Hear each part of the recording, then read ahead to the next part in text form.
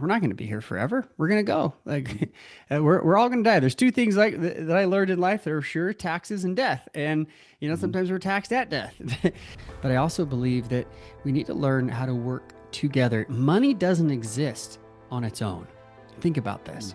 And this is what I've seen in so many couples is they have differing money beliefs, and they're trying to create actions like, oh well, let's save, no, let's spend on this, well I really want to go on a vacation, well I want to buy a Tesla, like now we've got conflict. But the real question is, well, what do you actually believe money is, and what is your relationship with money? And now let's look at the differences and the overlap, and let's find where our common ground is together. Let's build on that.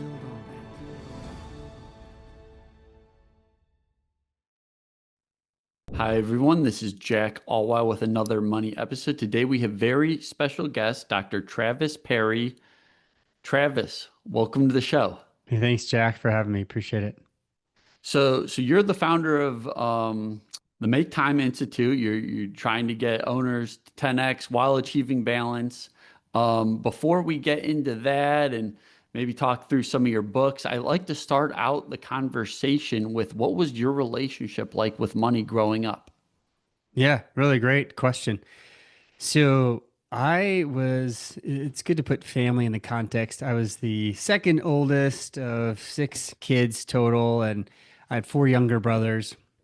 My mom and dad was a business owner, pretty kind of stressed out business owner. And I guess that's par for the course as I've come to experience.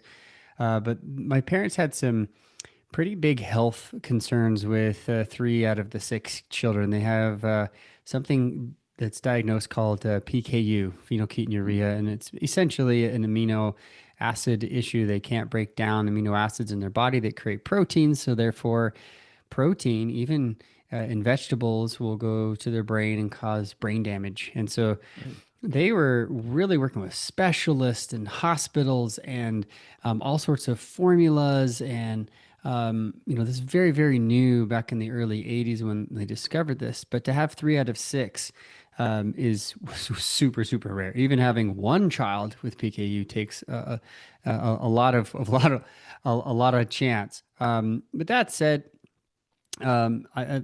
what the impact had been on our family was health bills. And I didn't see this much till later. I realized that my dad was not only taking the stress of running his own business, but constantly trying to find ways to pay these bills because no health insurance would cover the bills associated, the visits, the really expensive, formulas and things like this to try to allow my siblings to develop.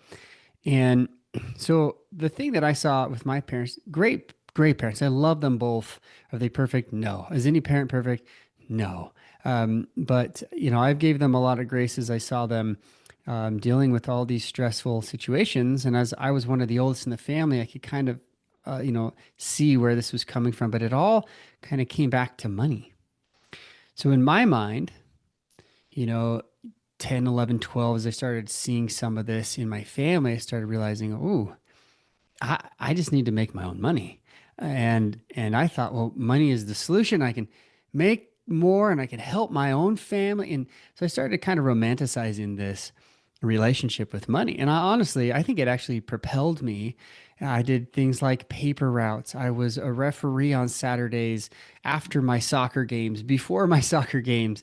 It was an all day thing, but I was getting paid $10, $15 an hour as a 10, 11-year-old kid. I'm like, wow, this is great. And that was back in the, early 90s. So, that was great money. Yeah. But then on the side, I was, waking up early doing papers on the weekends and afternoons. I'd ride my paper route.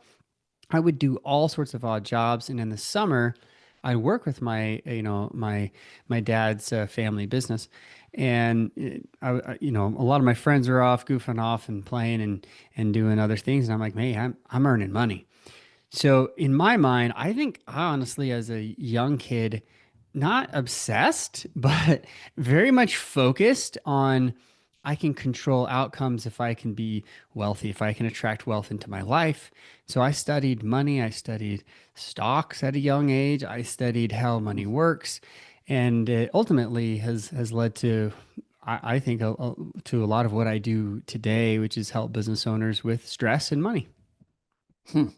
What the stress you were picking up from your parents, was it more just like an underlying like tone or kind of like a tension you could feel, or were they like kind of like outwardly discussing it with you guys?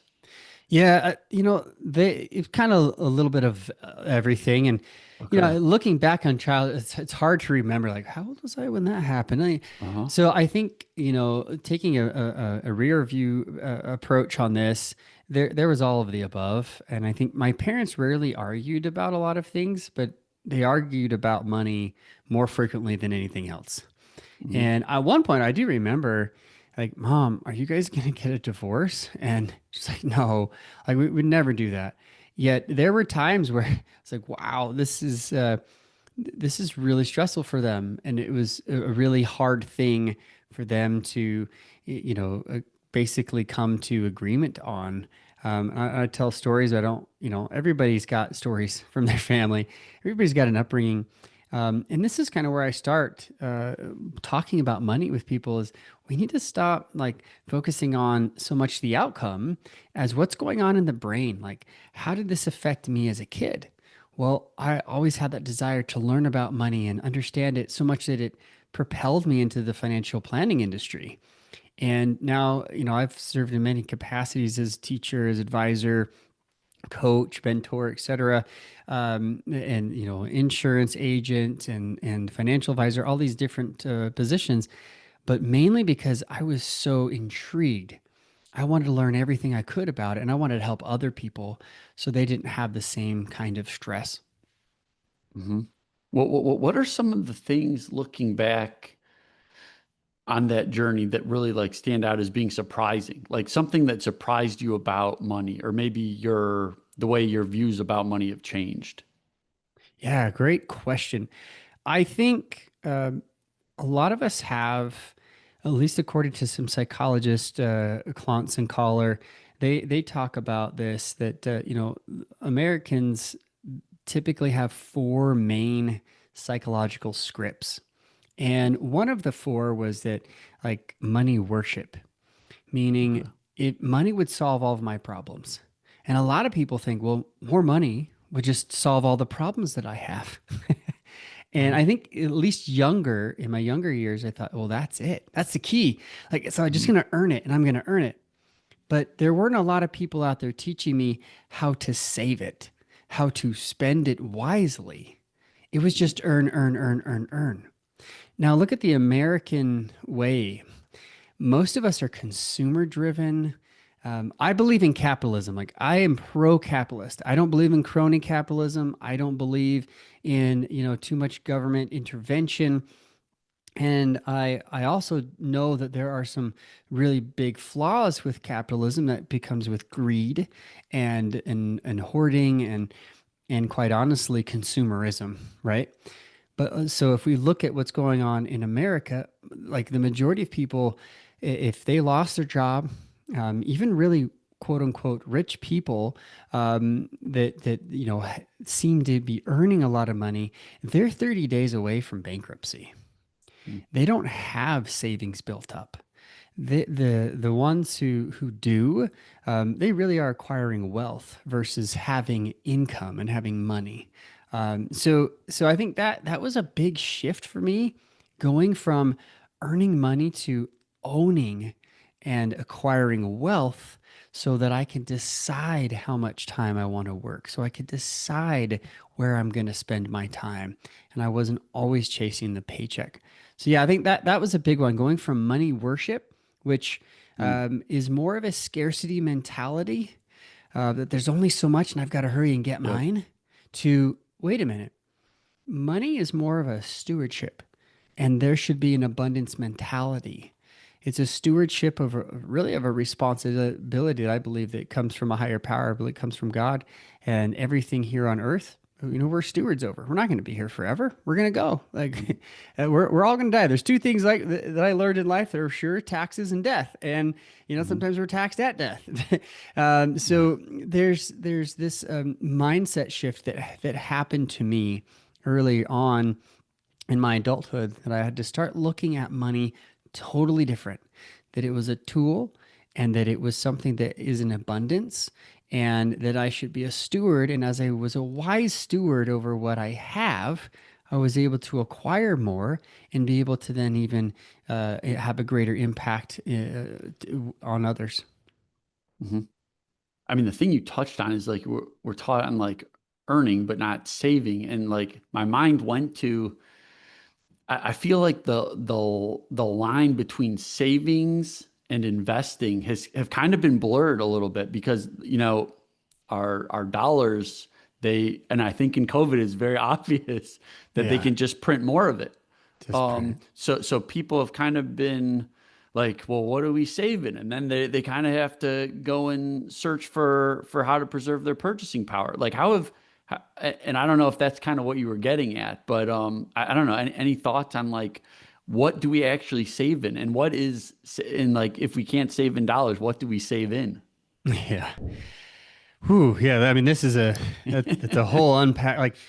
Like I said earlier, I believe in capitalism, but too Mhm. much government intervention. I really don't think the Fed has done great things. I know that the original intent was to help, not have crazy hyperinflation, and the great, like what happened in the Great Depression and pre World War II in Germany and all these things. Um, but I believe that society, when they see the ills, they see the problems, especially a free society, make choices that are generally good for everyone because that's how we grow. And I Mhm. generally believe that most people are good and at the heart. So if they have great, and good desires, then fantastic. Will there always be in any industry bad actors? Yes, yes, and yes. Will there always be people who are trying to get their own and be greedy? And yes, but what society has taught us is that no one is a success on their own. No one. You have to work together. So, again, I believe in the free capitalist, but I also believe that we need to learn how to work together. Money doesn't exist on its own. Think about this. I like to go back to, well, what is money? Well, we tend to say, well, it's, let me pull some money out of my wallet. That's not money. That's currency. That's cash. It's a debit card, which is a symbol of a digital currency. Back in the day, it used to be a checkbook, an IOU, right? Which essentially doesn't have any value. It's a piece of paper, piece of plastic, and what do we actually do with it? Well, money only exists because of exchange. And currency only exists because of exchange. So if I want to exchange with you, Jack, and I was a bread maker and you were a shoemaker, if you needed bread and I needed shoes, then we could make a trade in shoes and bread, and that would make sense if it was a good value for both of us. But what if you didn't need my bread and I didn't need, but I needed your shoes? And you're like, I need eggs. Well, now I've got to go to a farmer and I've got to trade my bread for his eggs to get eggs to go and trade with you so I Yeah. could get shoes. Ugh. Yep. That's when currency was like born. And they used to use shells, beads, necklaces, and yeah, coins as well started to get minted. And then we started to place value on the currency. That became money. So money is the value that we place on the currency. So when we get really, really simple with what actually is money, well, it's what we value.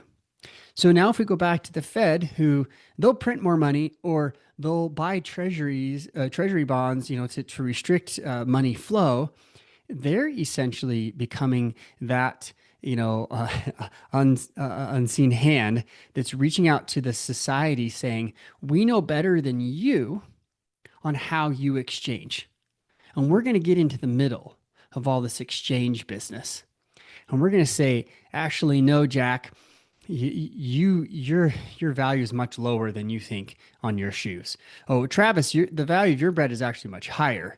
And now we're going to create these problems with exchange. I believe that we can make those choices as adults, as a society, on our own. And as soon as the government, the United States federal government, decided to pull the gold standard off of the dollar, man, we've only had problems since. And I'm not trying to make this political. I'm trying to make this like money talk financially. We can go back and we can look at Keynesian economics. We can look at all sorts of economic theories. But if you go back to when the dollar was pulled, we've only had loss of the value of that currency, which means our money is worth less, which means we have to save more or spend less to have the same impact of our dollar. This is why Bitcoin and other digital currencies are just going crazy. And yeah, they're volatile, but there's a reason for it now. So I like to look at the psychological side of it. That's my piece. And if I can look at, well, what's my relationship with money? So if I used to worship money and really think money's going to solve all my problems, then I'm going to be a guy that's just working my tail off all the time. And I'm going to try to keep earning, earning, and earning. But now if I marry somebody who doesn't have that same belief, um, and in a marriage, and now that we have different moneying beliefs and money scripts and ideas about money, that's going to create conflict. And this is what I've seen in so many couples is they have differing money beliefs. And they're trying to create actions like, oh, well, let's save. No, let's spend on this. Well, I really want to go on a vacation. Well, I want to buy a Tesla. Like, now we've got conflict. But the real question is, well, what do you actually believe money is? And what is your relationship with money? And now let's look at the differences and the overlap, and let's find where our common ground is together. Let's build on that. So getting to the money scripts in terms of like partners in a marriage, can you talk through some of those different scripts Yeah. and maybe give us an example of like where two people marry each other with very different money scripts and how they could maybe go forward? Yeah, I love that. So in my book, Marry and Grow Rich, how to 10x your business while keeping your balance. I talk about this a lot, and I have several assessments in here. In my seventh chapter, we talk about the relational aspect of money, and we look at how does this differ? And there's really four main ones that psychologists have come up with. It's money worship, like I talked about, money status. Money status is, well, no matter how much money I make, I'm always going to earn more and make more because it's kind of my identity and I want to show it off. Does that make sense? Mm, It's okay. usually like the top 1% of earners. And they're like, well, my jet's not big enough. I don't have enough cars. Like, I need another Lambo. And I've got to show that I'm producing something or else I'm not valuable to anyone in life. And it's really quite a depressing, money script. There's money avoidance. A lot of people have this one, especially if they misunderstand their Bible and, quite honestly, Christian principles around money. Christ was known to preach a lot of parables and stories, and some of them had to do with money. The parable of the lost coin, the parable of the stewards, the story of the rich young ruler who came to him. And there's a lot of misunderstandings around that teaching, that get people off thinking, well, money is evil. Again, if you go back to what money is the value that we place on currency. That currency, in and of itself, is valueless. It is neutral, meaning it doesn't provide, like, that debit card provides me no, use Mhm. unless I put money into it and then use it. Make sense? Mhm. That currency means nothing to anyone unless the government says, well, this is what it's worth, or the market says it's what it's worth, and we can exchange it. So people with money avoidance tend to psychologically, even if they're like, I want to be rich, I want to be wealthy, they actually are pushing money away from themselves subconsciously. And so I've seen couples who have struggled, and I know that's your question. I get to this, who they both had money avoidance, and so they're trying to Okay. provide for their family and they create a business, but psychologically, subconsciously, they're pushing it away. So they might be ones who spend it into oblivion. Hmm. And Ramsey talks about, oh, you need two savers, not a spender and a saver, or two spenders, and you guys are just tank. Well, those are behaviors. It's not looking at your thought process, and I really believe in the thought process. So the last one that's really impactful is money vigilance. Money vigilance are those who tend to save more. They tend to value money. However, there's a caution here and and a, and a note here that if you become too vigilant, right, that you're not able to spend money. You might know someone that is really wealthy that cannot spend anything, and they will not. Probably because they grew up with Depression era parents or in the Depression era themselves. And so they're like, make do, do without type of thing. And I will reuse this forever. So now, if you have, let's just say, um, you had a combination of a couple who was money avoidant. Maybe she's money avoidant, and he is money worship. Yikes. This is like the two polar opposites that I've found. Now you've got Hmm. somebody who like really thinks that money's going to solve all the problems. If I just had more. And then you have someone else that's like, I hate money. It's evil, right? The Bible tells us it's evil. The love of or money is evil. No, it's the love of money. Like, where do you put your priorities? Is it over God or is it a tool that can help you, right? And so that's part of the issue. I dealt with this so many times. So this is a pretty classic one where I've seen business owners who, he is like money worship. So he's working too hard. He's working crazy hours. He becomes a burnt out workaholic. And she Hmm. never sees him and she blames money. And when the money does hit the bank account, it's gone in 3 seconds because she has 10 ways that she wanted to use it already.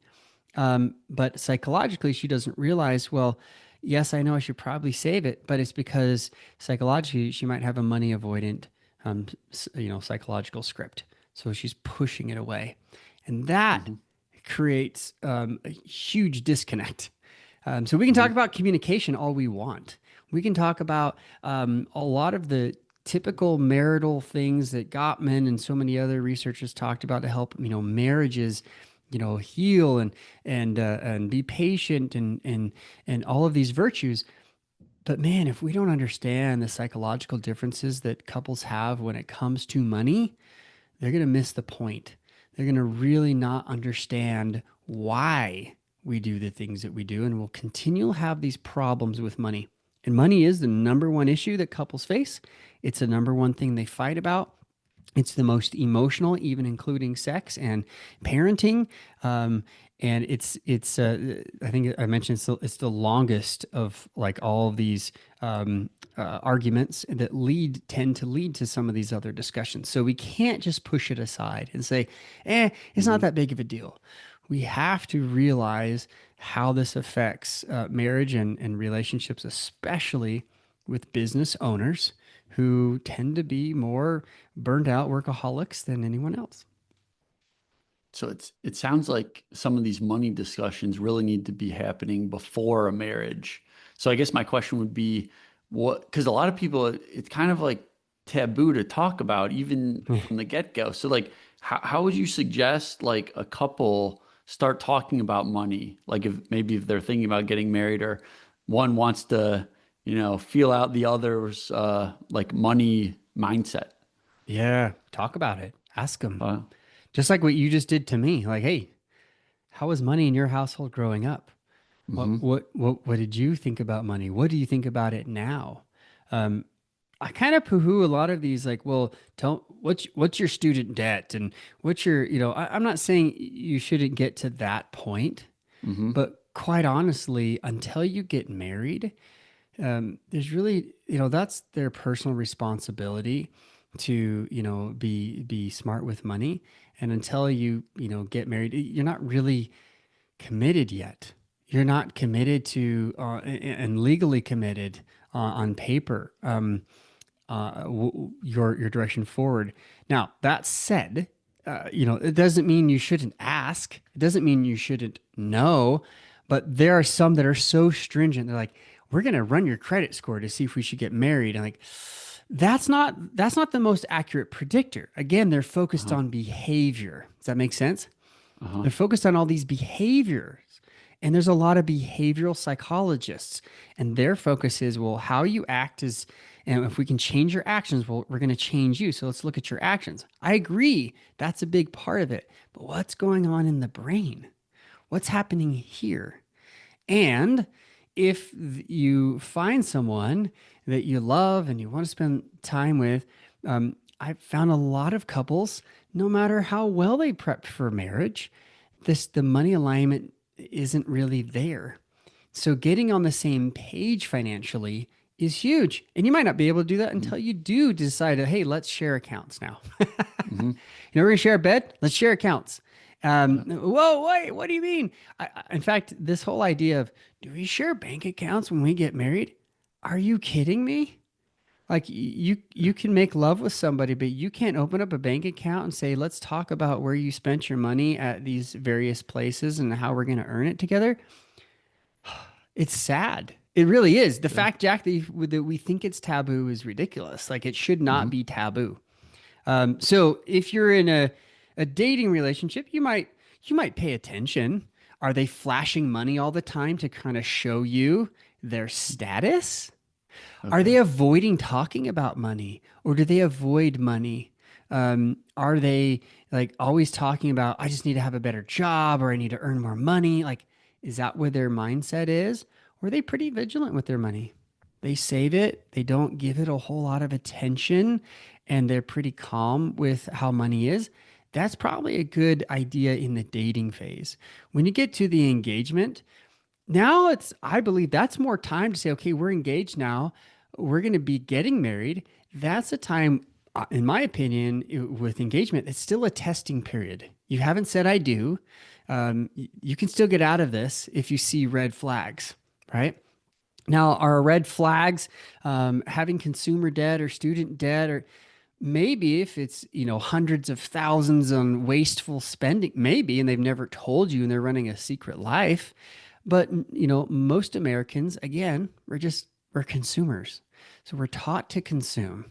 Are you going to find someone with a perfect credit score before you get married? Good luck. Good luck. They exist. But again, if they were taught by their parents, they were taught by our society, I think we may be trying to reach a high bar that just is non existent. But if you find someone that has good values and you want to be with them and you get to that engagement period, well, that might be the time to have some really big discussions about money. Hey, what do you think about it? How do you envision us working together, with money? What are your views on, debt, savings, investments? Like that's the time to really hunker down and exploring those things more. And then obviously when you're married, now it's time to put those into practice. We will spend tens of thousands of dollars on the actual wedding itself in America. Tens of thousands. But how much of that money is spent on marriage preparation? Minuscule. Like 50, $100 max. Some people will go talk to their pastor or they might take a class. They may read a book, but most people don't do anything. And so they jump into marriage. And now they're getting all sorts of advice from talking heads, Ramsey, Suze Orman, all sorts of people. But from a guy who's taught this, who teaches this every day to couples, have a joint account where all the money comes in and all the money comes out. If you want to have separate accounts so that you can have spending money, I call it your mad money. Great. Have that, but know what amount of money is coming into those accounts so you can keep each other accountable. But how you spend it is how you spend it. And then have limits to, as far as spending goes, on, hey, this is how much we spend. And if it's okay out of the account, and then know, like, if there's a limit here, we need to talk to each other about this, right? And I go on in the last part of the book to talk about how you then decide where all the money goes together. And that's a huge piece. That's the behaviors now. But the psychology happens first, like aligning on what we think about money and where we overlap. And eventually, those couples can sit down and say, okay, here's where all the money is going based on our shared priorities. Not based on Dave Ramsey's 8 baby steps, not based on Sue Zorman's ideas, not all that. It can be good, can be helpful. I've been through those programs, I know them pretty well. But based on where the two of you decide what their priorities are as a couple. As you do this over time, you create what I call financial intimacy, and others call it financial intimacy. When we start doing this alone, when we start like not telling our spouse where we're spending the money, or we might even take from the account without talking about it over the limits we've set, or we spend over the priorities, something lower in the priority list. You're kind of creating problems with our financial intimacy, and some might even commit financial infidelity, where they're literally stealing from the family. And that's a problem. So this idea of like, do we share accounts or do we not? Like, there should be no question here. Yes, you do. Now, when it comes to second, third, fourth marriages or whatever, we start involving family members, and there may be a death in the family. If that happens, who gets what? My opinion here is still have shared bank account. But if you're going to have assets that you want to go to, maybe your kids from the first marriage or whatever else, make sure you have good estate planning. I'm not an Uh, estate planner, but have those separate, have those picked out. Like, oh yeah, if I was to pass away, they get the house or they get the business, or because that can create some serious problems with remarriages. Again, I'm very cautious to give blanket advice on everything because everybody has such different experiences. But in general, shared accounts, shared priorities, know where you're spending your money, and then in those situations where remarriage happens, and set up a good state planning, a plan of attack, and action items where, hey, these things are owned individually, or in the trust, how you have that set up so that it goes to those who you want to go to, and there's no problems if you were to pass. mhm. Yeah, these money conversations are definitely something we need to normalize more in our culture. Yeah, I think this is all great to think about. One thing I wanted to touch on from your book, Achieving Balance, I kind of wanted in your Make Time Institute, you help business owners 10x while staying balanced. Can you talk us through what you actually mean by balance? Yeah. This is a word I really struggled with when I was writing my first book. Like, do I call it the myth of balance? Okay. Um, what do I call this book? So I interviewed close to 1,000 business owners, financial planners included, for this first book. And I believe in the power of doing a lot of research. And as I was asking people about this, I had my own opinions of what balance was. But in the 90s, we got fed this idea that balance is sort of doing everything all at once, and Mm. appearing to everyone else that everything's fine in every area of life. Like, you're fit and strong, you got a great family life and marriage, you got a business that's just kicking it. You're wealthy, and you've got all these things happening. You're active in the community. Like, everything looks as if you're successful in every area. All right. Well, that said, um, that idea of being able to kind of spread life out equally in every area is impossible. It's a perfectionism that quite honestly gets so many people tripped up. So people stopped calling it work-life balance. Like, there's no balance here. It's not an equilibrium. And as I explored this and asked and compared this to my psychological training, I found that what people were actually telling me is when they were able to make the time for the things they valued the most, their highest priorities. And typically it's not work. Typically it's not even money related. It's what the freedom that the money gives them to spend time being physically fit, having good mental health, um, spiritual health, and relationships. Those are the 3 or 4 areas of life that they've basically told me that they feel balanced Mm, psychologically when they make time for their highest priorities. Okay. So I think we need to redefine what the word balance means. So mm, that's why I talk about my book, my first book, Achieving Balance, which was a bestseller on Amazon, 3 different countries in several different categories. Um, and when I first rolled this out, it was 2020. Everybody's balance was off. Like were working mhm. from a kitchen table, or they didn't even know Yeah. if they had a business anymore. A lot of people didn't know how they were going to earn a living, and it was crazy, right? So all of our priorities got thrown up in the air. And what I appreciated about that time period is people reevaluated so many of their values. Like, what do I really want to do in life? What is it where do I really want to live? And people all throughout this country shifted where they lived. They moved to different places. They finally were doing the job that they wanted to do. And like, this has been great for so many people. Um, and it's been difficult for a lot of others, but I actually found a lot of freedom during this time, and we went on a lot of family vacations. We saw national parks. Um, it was a time that I honestly have enjoyed to be with my family. Now that said, my priority for family is really high, and so if you examine all of your priorities and you put them in an order, you prioritize them. How many times have we been taught? Get your priorities in order. Well, have Mhm. you ever done it? My first book, Achieving Balance, actually gives you the system. This is how you do it. This is a way that works for so many people. And when you put your priorities in order, and then you look at, well, this is actually how much time I'm spending in physical health. Oh man. Or this is how much time I'm not spending in my relationship with my spouse. Whoa.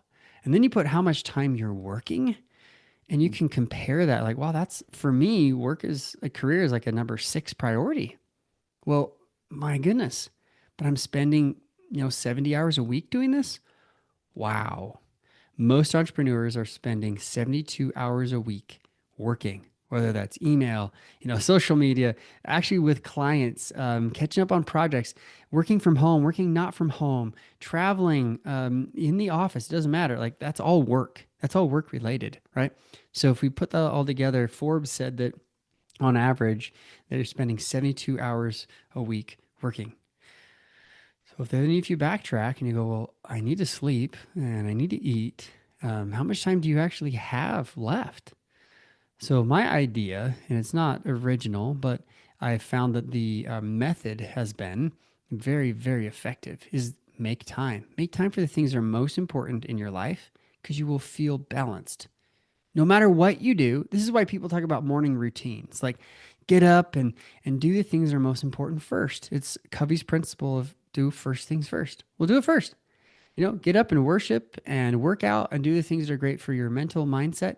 Fantastic. Eat well, etc. Because that's going to help you the rest of the day, right?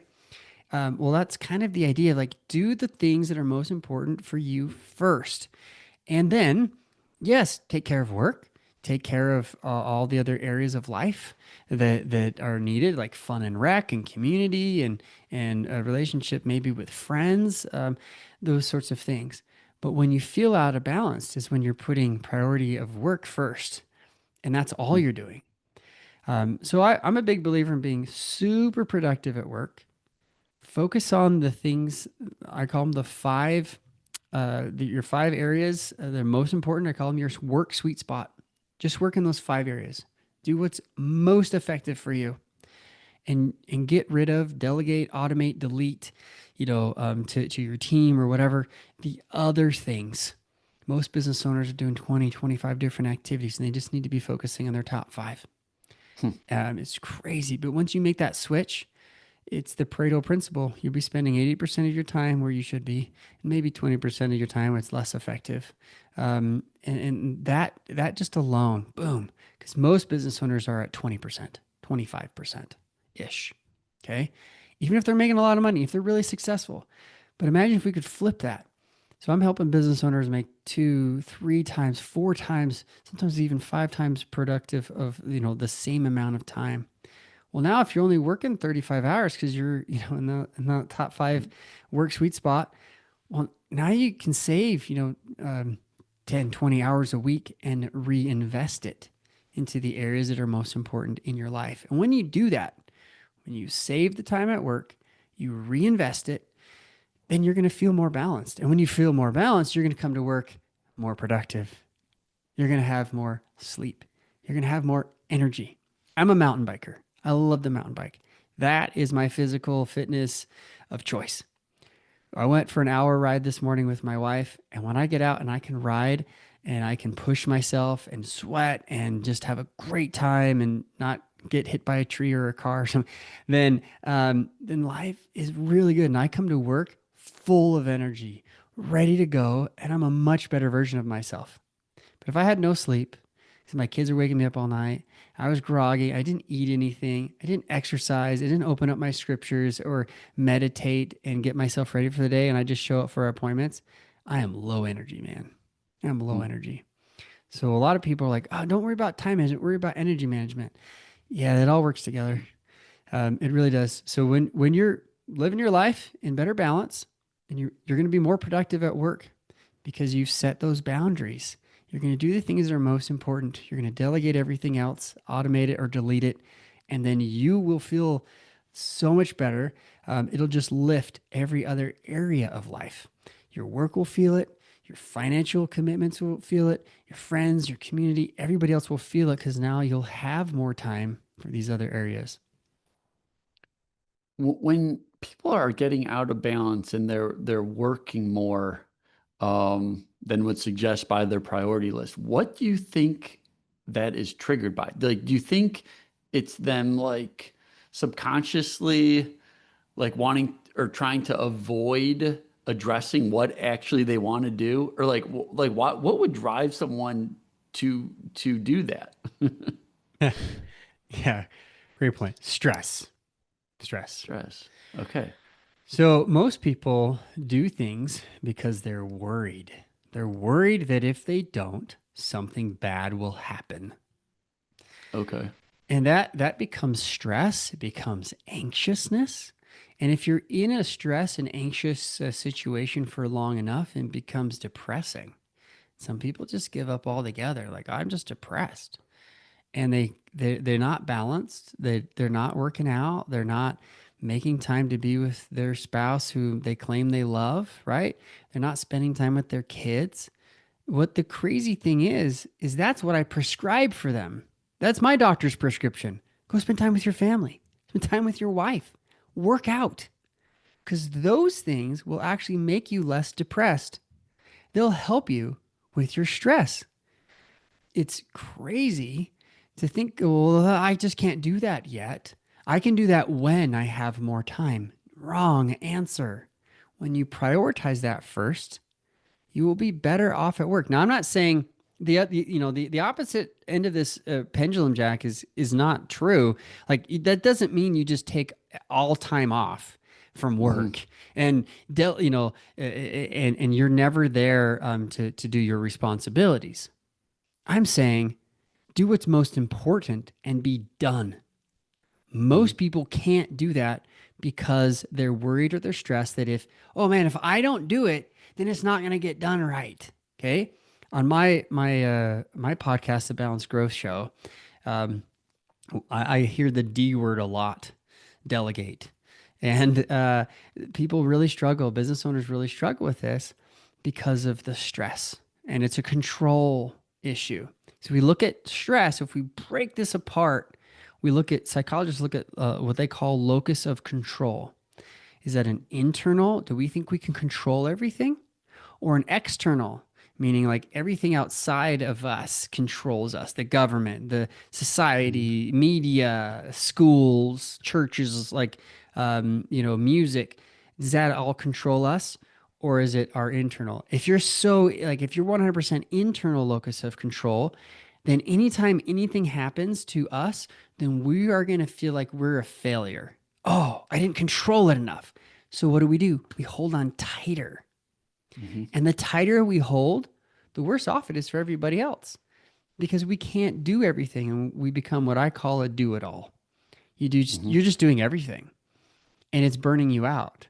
And people are like, well, why did you even hire me if you're going to do it yourself? Why are you going to redo my project after, why do you micromanage me? This is because he has a control issue. He has Hmm. a stress issue. They don't know how to let go. They don't know how to delegate.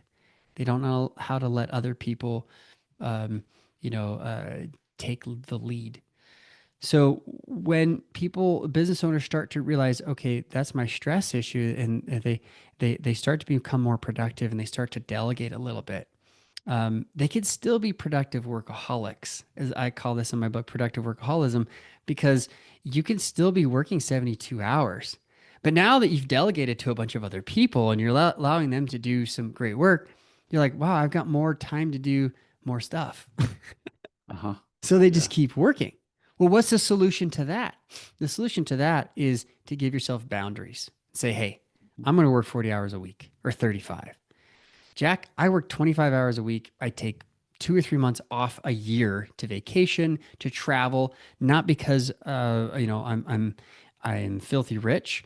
It's because I believe that my family and we homeschool our kids. They learn by doing. They learn by going. They learn by seeing. And so if I don't make the time for that and I don't have the boundaries set, I'll never do it.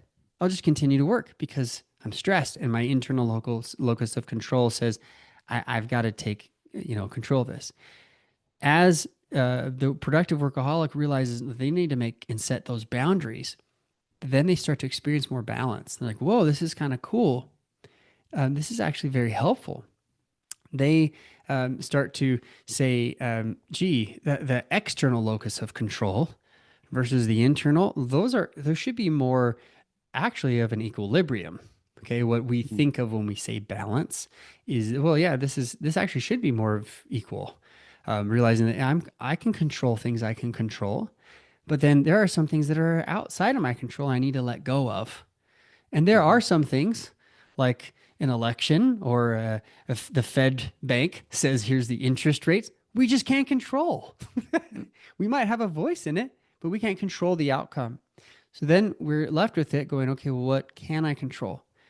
People who really understand, can cope with their amounts of stress are the ones who are able to say, that I can control. That I can't control. And I just need to either cope with it or live with it and move on.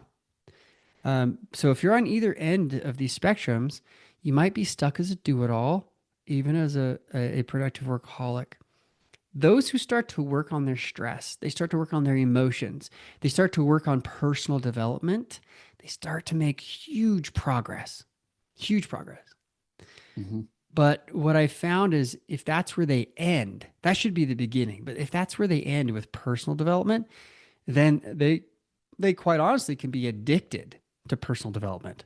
And I'm not saying like Mhm. don't do it. Absolutely. I do it every day. I have personal development time. Listen to read books. I have mentors. Do it. Absolutely. But when that becomes the new addiction, then Interesting. they can just kind of, and addicts do this. They'll go from one addiction to another addiction. And they're like, well, I just have an addictive personality. And it tends to be the cop out instead of addressing the behavior and the psychology. But this is what a lot of addicts will do. Like, well, I gave up alcohol, but now have an eating disorder, right? Mhm. I gave up smoking, but now there's other. Now I gamble or whatever. We tend to, as if you're an addict, you tend to do those types of behaviors. So my biggest thing that I can contribute, I believe, to all the research and everything that I've done is something I call couple development, that as a married business owner, the best thing you can do is to have someone that supports you, that loves you. It's going to help you keep your boundaries, help you to work together, not just as a personal developer, but as a couple developer. You develop together, specifically around money. You can say, hey, here's my values, here's your values, here's where they overlap. Let's build on these shared goals together and let's examine our own differences psychologically, what we've brought to the marriage, because neither of us are perfect, right? Nobody is. I've never met a couple who had perfect money alignment. Okay, it just doesn't exist. um, And so as you bring all those together and you can look at where you're at, well, now you can start working on moving forward. And long term, I've found that when spouses are involved, the business owner can stay balanced long term. But when he's trying to do it himself, he's going to fall off the wagon from time to time, and that can cause some damage to the relationship. It can, develop other addictions like we talked about, and continually go back into that stress, anxiety, depression cycle. Interesting. Yeah, I read a book recently. It's the new Nate Silver book. It's called On the Edge, and there was a part in there. It was like the mid part of the book. It was I think it was called like 13 attributes of highly effective risk takers. And one of the things you were saying, like when you're talking about locus of control, he made a point that people that are good at assessing risk and good risk takers, they're process oriented, not results oriented. And I think that that is a good point, understanding what you can control and what you can't control. Now, do you think people lean into maybe the financial aspect because it's like, I guess for lack of a better phrase, it's like easy to track. Like it's easy to see like dollars going up on a spreadsheet. Like as opposed, it's kind of harder to track maybe your quote unquote like happiness. Like why are yeah, I don't know if you could I don't know if what I'm saying like resonates at all with you or um but yeah, I'm kind of curious like why do you think it becomes a thing that maybe the finances are so managed? Is it just our survival instincts kicking in? Is as simple as that? Yeah. What I typically see is somebody in the marriage who is running the finances, like personal finances. Hmm. And a lot of the research shows that if you have at least one person who's pretty active on the personal finances, that's good, as long as both parties, both people in the marriage, the husband and the wife, know what's going on. So, in my opinion, I'm at work, I'm running the business, right? So I'm focused on bringing the money in, right? And Hmm. then my wife and I, we have a discussion about where it goes, and we have shared priorities of where we agree. And then it's usually her responsibility to make sure the outflow stays within those boundaries. Does that make sense? Hmm. Somebody told me a long time ago, a mentor of mine who has nothing to do with psychology. He's never studied any of this before, but he's like very basic. He's like, hey, when a man can bring home the paycheck and trust his wife, that's the ultimate sign. Like, here's my paycheck. Now, I get it. You may have two incomes, and there may be some more complicatedness about this, but really, what you want to look at is where's all the money coming in from. Prioritize where it's going, including savings, including spending, including investing, charitable giving, all of the above. And I have an 80-10-10. I believe the formula is incredible, but it really should be 10-10-80. Sorry. 10% to charity and church donation. It's to keep you humble and realizing that you didn't just earn this all on your own. It helps remind us this is our stewardship. The Bible talks about a tithing, so I believe in tithing. And the other 10% is, well, this is what we should save or invest. And then the 80% live on. Now, if Americans would do that, they would never go broke. They'd always have savings. We'd always have money for a rainy day. But most of us don't do this. Why? Because of that what you just mentioned earlier is kind of that stress response. Well, I want to spend it all because I may miss out on an opportunity or a sale, or so that's the consumerism. That's the money avoidance a lot of times psychologically. Okay, but if we can really focus on where it's coming in from, sharing those priorities, and then now tracking it. So much of the financial world talks about the budgeting aspect, but that's really the third piece. They don't even talk about the prioritization as a couple, because we're so focused on personal finance. Like I have a book on my desk right now that's helping to hold up my laptop because that's about all it's worth, called Personal Finance. And it's so focused on the individual, but we don't come to life as an individual. We come in families. And without, marriage, we don't have. children. Like it doesn't matter. Like, yeah, we can biologically engineer a lot of things, but you still need a man, you still need a woman.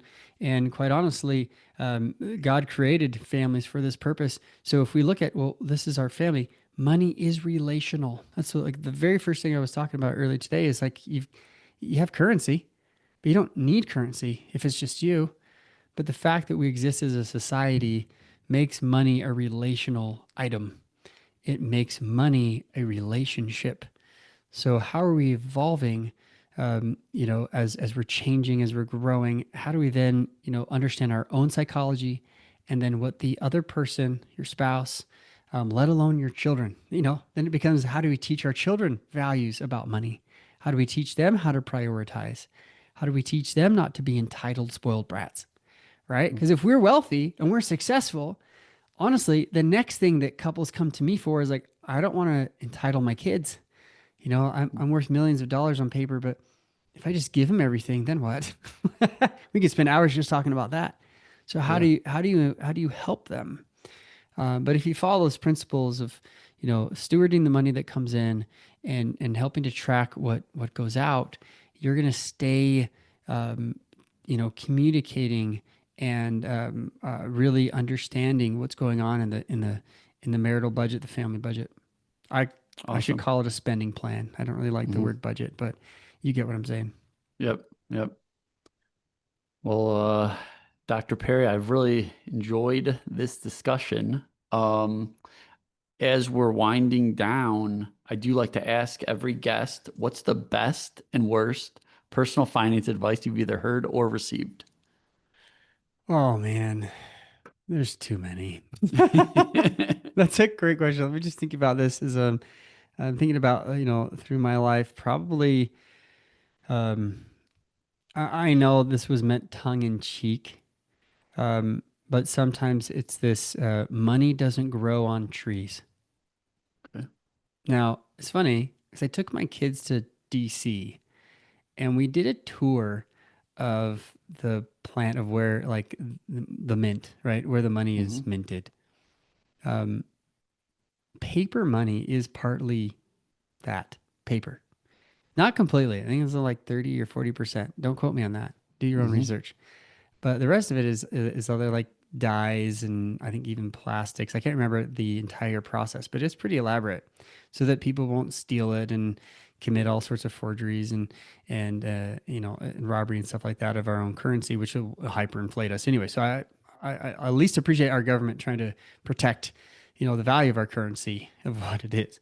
Um, that said, this idea that it doesn't grow on trees is kind of funny because it does. It does grow on trees. And paper money does come from a tree. So it's kind of stupid. I know it's just dumb. But then the other thing is, if money doesn't grow on trees, how do you grow your wealth? Most successful business owners have figured out that it's not salary, it's not income. It's how they can multiply their time, how they can utilize their time to then make money grow from trees. So they're not worrying about it all the time. Again, most Americans, I think, are stuck in that. And the reason why I've interviewed, again, now close to 2,000 business owners for my second book, um, most of them want three things: financial freedom. They got into business for that lure of, I'm going to be financially free someday. And this is how I'm going to do it because the 9 to 5 ain't cutting it. Right. And time freedom.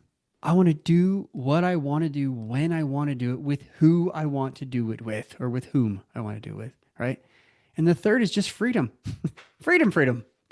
Just freedom in general to be able to act and not be forced. Right. That is general principle. So if I go back and I think about, well, no, I actually want money to grow on trees for me. I want residual income. I want to be able to have a business and a life where I can go where I want to go, do what I want to do. For me, I have a servant heart. I want to be able to serve and serve in the community, serve in my church around the world. There are peoples and places that I want to go and serve and help do the rest of my life when I have what I need to provide for my family and then some. So we're working on that as a business owner. So best and worst advice, maybe kind of wrapped up. I know Hmm. it's good intended, right? Hmm. But I think it's totally wrong. Um, the other one is again that kind of go back to this money avoidance thing that money is the root of all evil. It's not. And this tends to be those who are money avoiders, kind of back to the money scripts idea. Because if that was true, if money was the root of all evil, then the value that we place on currency is essentially what we're saying is evil. No, it's valueless. It has no value. It's only when we decide to exchange with others.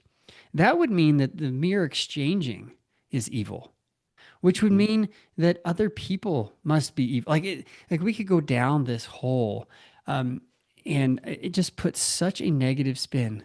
I have a book on my shelf saying God wants you to be rich. Maybe, maybe. That's a whole other discussion in the other direction. But I don't think He wants you to be poor your entire life. I think he wants you to be able to live the life that you want to live and not put him out of the top priority box. So that's my personal opinion. We all have to decide what are our priorities. In my book, Achieving Balance, I don't tell you spiritual health has to be number one. It's mine, and I'm free to share that. But when others say that, yeah, money's root of all evil, they haven't read scriptures, they haven't studied it well enough to know that the love of money, meaning anything, if we place anything above God in our life, believe based on Christian teachings that God is saying that that's not okay. So for me, I've taken that to heart and said, okay, no matter how successful I am, whatever I'm doing, I'm always going to put God first in my life. And when I'm not, I do feel it. I do feel out of balance. I feel out of whack. And so back to the idea. It's I believe it's kind of depression era, maybe even before that type of mentality that if you have wealth, then you must have stole it. You must have been Hmm.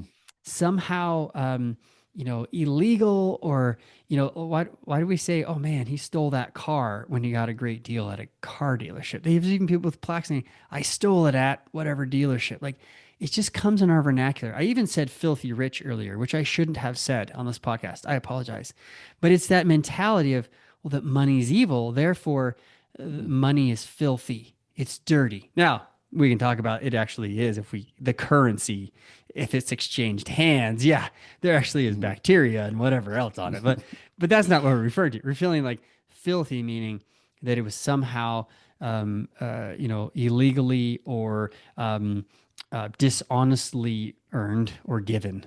Are there bad actors? Yeah, sure, all over the place, in the industry, in everything that we do, and sometimes financial industries attract those.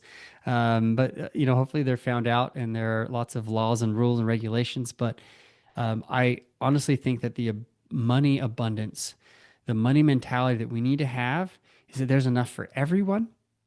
There's freedom enough for everyone. There is money enough. There's time enough for everything and everyone. If we put things in order and prioritize them, and we have that mentality that it will come, and it will be there for us. We will be successful. The ones that really, really struggle with money a lot of times have the money worship, money avoidance, money status. And those are very, again, those are very kind of non-abundant mentalities that can keep people stuck, even if they have quote unquote wealth, like the money status. Well, are they not rich? Maybe, but they probably are workaholics if that's all they care about is just money status. They're going to be continually working. They're not really ever going to relax, spend time, do the physical health things. They want to create relationships with their kids. Because at the end of the day, there's lots of books about this too, Jack. At the end of the day, what most people have said on their deathbed are regrets of not spending time with people that they love, doing the things that they wish they could have done. Even the most wealthy, quote unquote, or rich people in the world have suffered from that because of where it's what their money and wealth has allotted them. So Hope that makes sense. You know, money can grow on trees. You can have residuals. In fact, business ownership is the best way to do this. I believe in business stacking.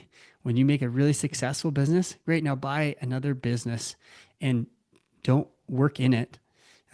Maybe work on it a little bit, but hire someone else to run it. Now you have ownership in these other practices that are now bringing residual incomes. That's how real wealth is built, is through business ownership.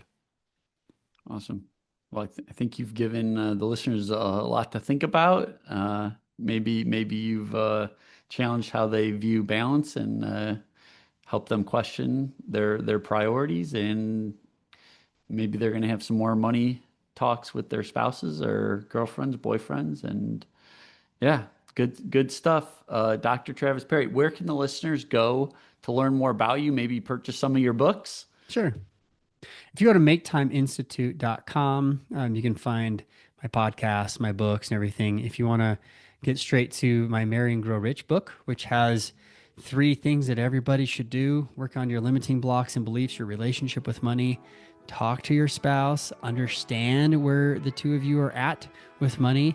And the third is really how can you grow the business now that you're balanced and now that you're on the same page. And I talk about thought leadership, getting out of your business, and how to do the business stacking. I talk about that in my book, Marry and Grow Rich.